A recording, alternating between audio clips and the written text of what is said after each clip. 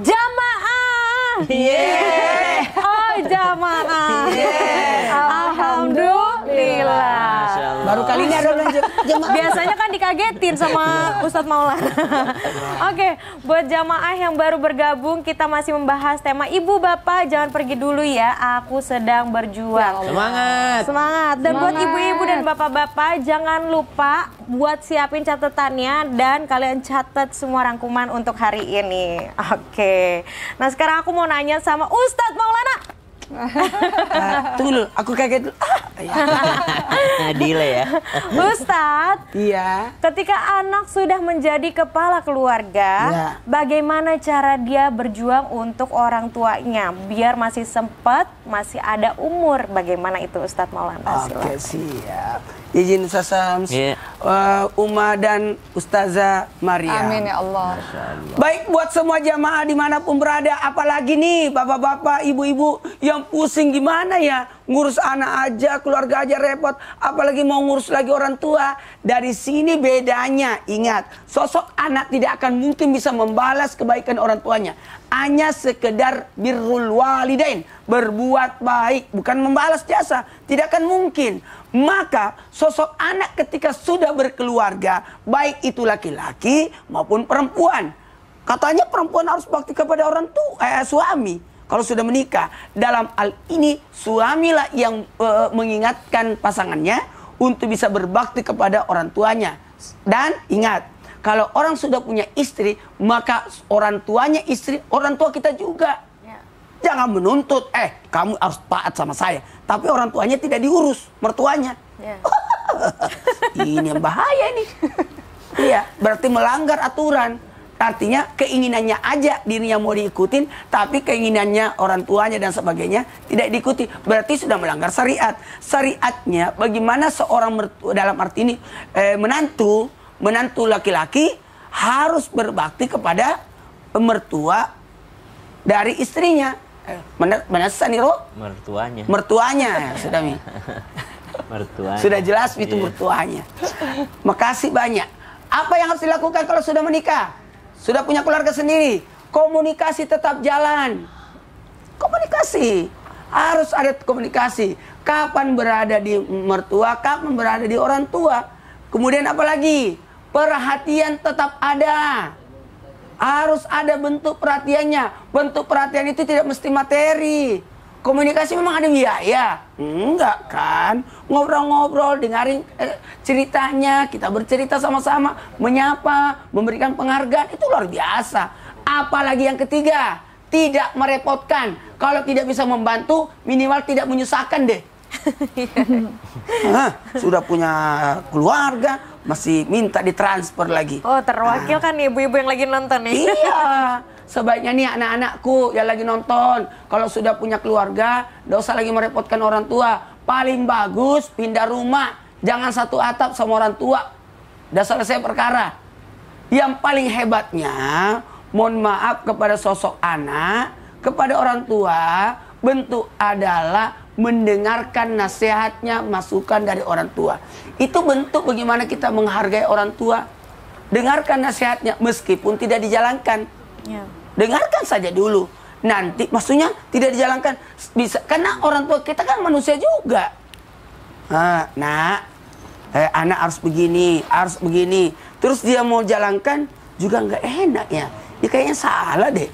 Tapi sebaiknya tetap didengar dulu. Kalau memang kita punya pendapat atau tidak sepaham sama orang tua, maka beritahukan dengan cara yang baik.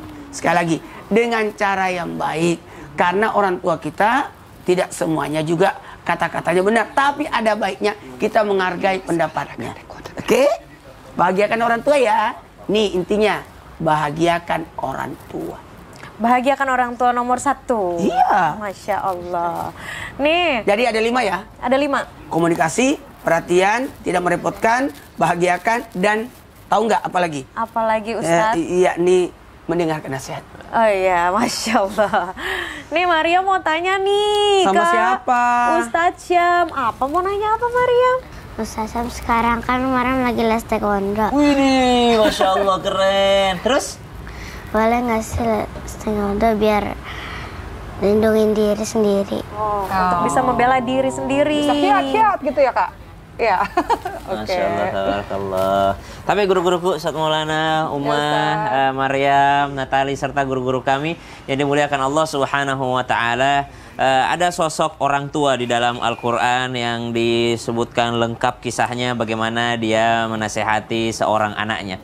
Kita ambil potongan nasihatnya di mana setelah Luqmanul Hakim memerintahkan agar anaknya menyembah Allah, kemudian bersyukur terhadap orang tuanya, kemudian mendirikan sholat, kemudian mengajak kepada kebaikan, kemudian mencegah daripada kemungkaran.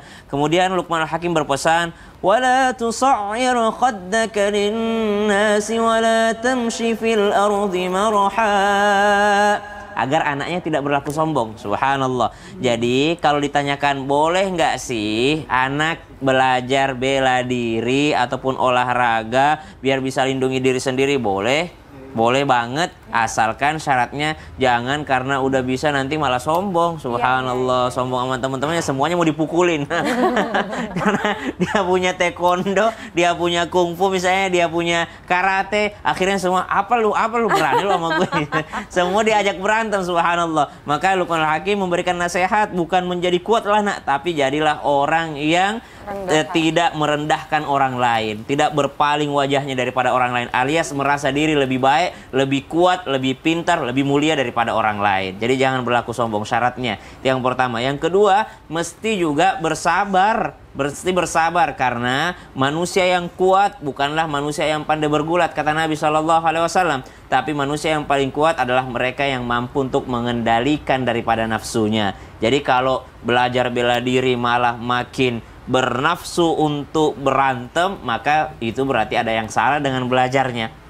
Tapi ketika dia belajar bela diri malah membuatnya menjadi sosok yang lebih penyabar, lebih sabar lagi dalam menghadapi segala sesuatu. Enggak tiba-tiba Umma pengen ini, Baba pengen ini gitu ya, minta segala sesuatu malah jadi nggak sabar gitu. Maka itu adalah sesuatu yang keliru dari anak tersebut. Maka Maryam kalau mau belajar olahraga, berjuang olahraga, satu, jangan merasa diri lebih kuat daripada teman-teman yang lain. Yang kedua, mesti lebih sabar lagi. Jadi orang yang belajar olahraga itu mestinya dia juga lebih sabar lagi. Yang ketiga, Nabi SAW memang memerintahkan orang tua agar mengajar anak-anaknya di bidang olahraga juga, seperti berenang, kemudian ada berkuda, kemudian ada memanah, kemudian bergulat gitu ya. Sayyidina Ali radhiyallahu anhu warḍah itu pernah menantang daripada orang-orang Makkah itu dalam hal olahraga gulat ini. Jadi ditantang, siapa yang bisa siapa lagi yang mau melawan saya, siapa lagi yang mau melawan saya.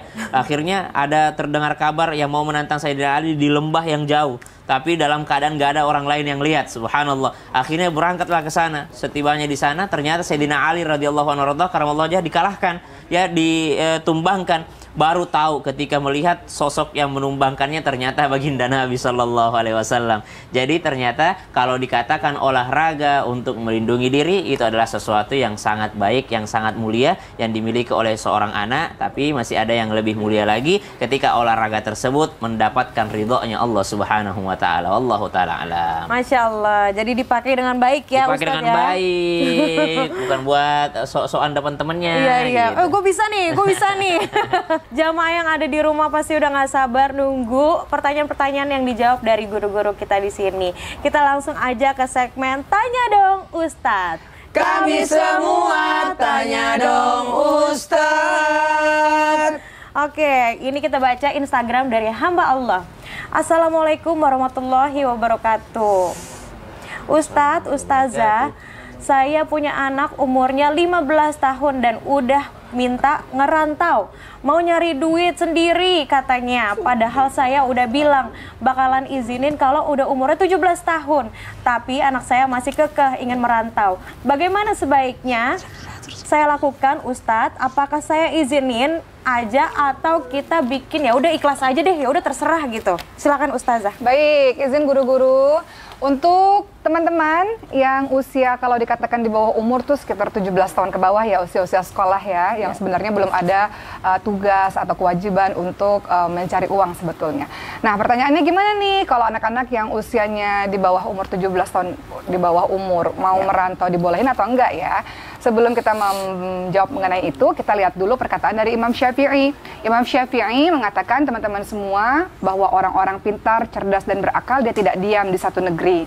Dia pasti pergi merantau ke negeri asing, ke negeri orang lain untuk belajar, untuk mengambil banyak pengalaman. Ataupun Imam Syafi'i juga mengatakan dalam sebuah perkataan yang lain, janganlah engkau seperti air yang menggenang. Kalau air yang menggenang itu biasanya apa? Banyak kotoran-kotorannya, atau banyak jentik nyamuknya, banyak bahayanya. Tapi jadilah air yang mengalir. Air mengalir itu air yang banyak memberikan manfaat dan kebaikan. Artinya, jangan engkau menjadi orang yang diam saja di satu negeri, di satu tempat. Tapi merantaulah. Dengan merantau, engkau bisa banyak mendapatkan ilmu, pembelajaran, dan pengalaman-pengalaman hidup.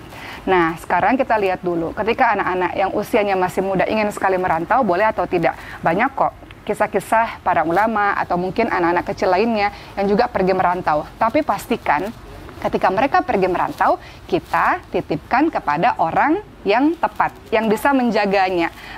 Kita tahu di mana dia berada, di mana tempat tinggalnya. Seperti Siti Maryam. Siti Maryam tidak jauh perginya di Baitul Maqdis, Palestina. Namun sang ibu menitipkan anak kecil yang bernama Siti Maryam ini bersama orang yang sangat dipercayai oleh sang ibu, yaitu Nabi Zakaria alaihissalam, di tempat yang sangat terpercaya, yaitu Baitul Maqdis, Palestina, yang banyak sekali orang-orang soleh di dalamnya. Jadi kalau ada anak kecil misalnya, tapi tujuannya bukan untuk bekerja ya teman-teman sekalian, tujuannya untuk menuntut ilmu misalnya. Ada anak-anak kecil kan yang sudah berangkat ke pesantren dari usia-usia mudanya. Kalau tempatnya atau orangnya orang-orang yang bisa dipercaya, silahkan. Tapi kalau bekerja, tanya dulu di mana dia bekerja, kepada siapa dia menggantungkan atau kepada siapa dia tinggal nantinya, bagaimana dengan lingkungannya. Orang tua tidak boleh melepaskan anaknya begitu saja. Ingat wahai para orang tua, anak-anak adalah amanah yang Allah titipkan kepadamu. Kita tidak pernah tahu apa yang akan terjadi di luar sana. Jadi caranya adalah engkau komunikasikan dari hati ke hati. Kadang-kadang anak-anak ini kalau sudah menginginkan sesuatu dia keras. Maka silakan wahai ayah dan ibu bicara dari hati ke hati. Ada doa kok yang diajarkan oleh Nabi Musa yang diucapkan Nabi Musa alaihissalam ketika bicara kepada Firaun. Rabbi shrah li sadri wa yassir li amri wahlul 'uqdatam min lisani yafqahu qawli.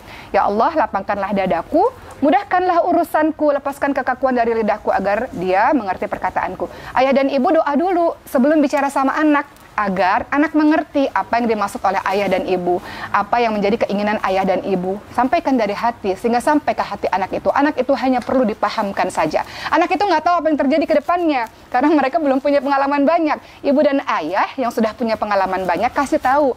Nanti akan terjadi seperti ini, nanti akan terjadi seperti itu, sehingga dia berpikir. Dan kita tanyakan, sebagaimana Nabi Ibrahim alaihissalam tanya pada Nabi Ismail, bagaimana pendapatmu nak? Maka tanyakan kepada anak tersebut, bagaimana menurutmu nak dengan konsekuensi seperti ini? Apakah masih mau pergi ke sana? Mudah-mudahan dengan diterapkannya diskusi dan pemahaman, anak-anak itu bisa berpikir ulang kalau ingin berhijrah atau kalau ingin merantau. Insya Allah, nanti kalau waktunya sudah tepat, izinkan dia merantau dan tetap awasi pergaulannya, awasi tempat tinggalnya. Semoga Allah jaga mereka, insya Allah. Masya Allah, jadi harus di bawah naungan orang terpercaya ya? Ya, zaman sekarang susah ya.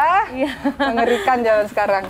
Oke, ini ada lagi nih pertanyaan. Kita masih dari Instagram @hamba_Allah. Assalamualaikum Ustadz, saya punya cita-cita berperang di jalan Allah.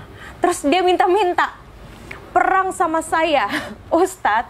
Kan saya takut ya Ustadz, anak kecil malah minta perang-perangan. Nah, jadi kayak gimana tuh Ustadz? Silakan Ustadz. Mohon maaf kalau saya sih, mohon maaf. Mundur. Takutnya nanti anak luka. Iya. Saya bilang sama anak saya, silakan main apa aja, yang penting tidak ada luka. Itu aja. Iya. Jadi kalau perang-perangan sama Ustadz main perang-perangan, ya, kan anak kecil tuh. Mungkin ada sekarang main perang-perangan lewat ini. Oh, lewat handphone. Iya, jadi takut ya.